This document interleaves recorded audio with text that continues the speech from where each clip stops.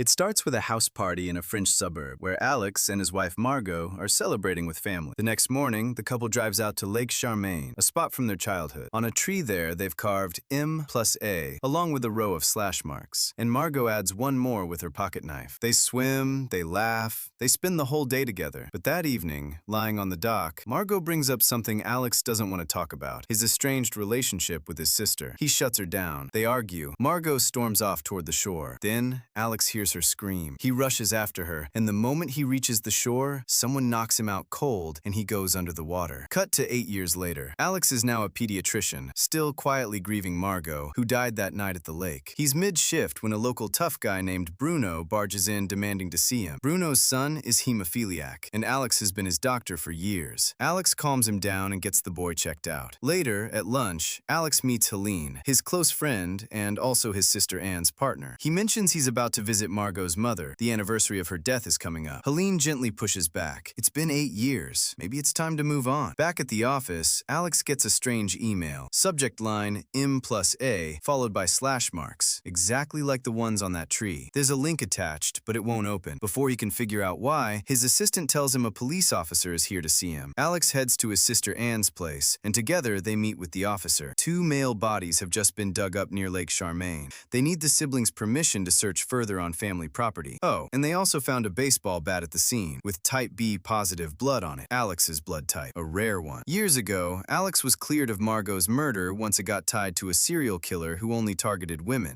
but the details never quite added up. How did he end up knocked out and washed ashore? Who made the anonymous 911 call? The officer wants a DNA sample. Alex is furious at even being considered a suspect. The next day, Margot's death anniversary, Alex, restless, opens that email link again. This time, it works. It's a live webcam feed from inside a shopping mall, and there, on the screen, is a woman who looks exactly like Margot. She looks straight at the camera, worried, then walks off. Minutes later, another email arrives. Login details for an email account, and a warning not to tell anyone, because they are watching. That afternoon, Alex visits Margot's father, the officer who originally investigated her death. Alex presses him. How exactly did he identify the body? Was her face even visible? Her father says it was bruised, but recognizable. Alex keeps pushing until his father-in-law snaps and throws him out. That night, Alex shows Helene the footage. She can't place the location, but Alex notices something. It's still daylight there, so it's not France. Meanwhile, Anne is competing in an equestrian event sponsored by wealthy businessman Gilbert Neuville,